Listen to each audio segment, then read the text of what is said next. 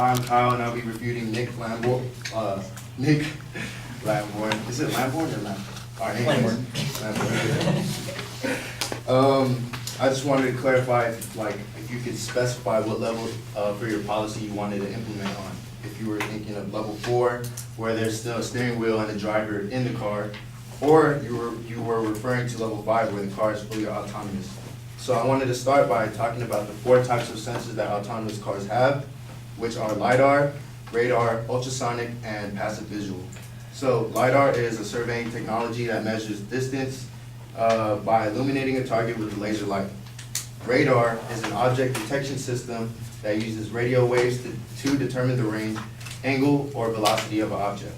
Ultrasonic, an object detection system which emits ultrasonic sound waves and detects their return to determine the distance, similar to how bats navigate. And lastly, passive visual, the use of passive cameras and sophisticated object detection algorithms to understand what is visible from the cameras. Now, these 4 types of sensors are all main components of an autonomous car, but they all possess flaws. So, beginning by the LiDAR sensor flaw. Due to current limitations of LiDAR sensors, the systems are not useful for detecting anything near the car. But current advances or technological advances has helped this technology, the LiDAR sensor, to reach 30 meters up to 250 meters. Now these sound like good numbers, but when you compare it to an actual mile, that's only 0.15 of a single mile. Not only is that insufficient, but proves to be too expensive for the technology today.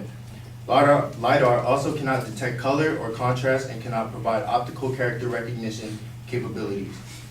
Next, flaws in camera image recognition. Camera image recognition are less useful for very close proximity assessment than they are for further distances. Although they possess the best range of any sensor, they are only good if the light conditions are good. Their range of performance degrades as light levels dim. In very bright conditions, it is also possible that for some implementations to not identify light objects depending on how it hits a certain object.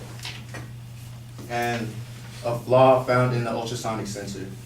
Ultrasonic sensors actively emit high frequency sound above the level of human hearing, but have very poor range. They are only effective for very near range 3D mapping. Due to their short range, they aren't useful for gauging speed. Now these sensors that autonomous cars rely on, that the passengers rely on for safety, which is what autonomous cars are in pursuit of, safety, possess flaws, which makes room for potential danger for the occupants or passengers in the car or pedestrians. Now failures have been seen in certain cases, such as the infamous Tesla autonomous fatality, including Joshua Brown, where he was an owner of a Tesla Type S model by Elon Musk. He was fatally killed in an automotive accident by a oncoming tractor trailer. And this was because of the failure of a sensor to engage. While he was on autopilot, a form of autonomous driving, the emergency braking system failed to engage. And after investigation, it was shown that the autopilot had a total of 7 seconds to detect the oncoming tractor trailer, which it failed to engage for safety. Next, autonomous car proves insufficient without human help. This has been seen through records of Google's autonomous vehicle, which experienced 13 close call crashes and 272 failures, according to documents filed alongside the DMV. In 69 of those disengagements, the human driver took their own initiative by grabbing the steering wheel and pressing the brake pedal, proving that autonomous cars isn't guaranteed safety, at least not yet. Google then followed by admitting that human drivers actually had to intervene more than 1,000 times. And lastly, a case, just to get your mind to think about situations involving autonomous cars. In the midst of busy traffic, let's say a ball bounces into the road, pursued by 2 running children. If a self-driving car's only option is to hit the children or to veer to the right of the telephone pole, potentially injuring or killing the car's occupant, how will it gauge its decision making? When a crash is inevitable, as a human, we would react instantly.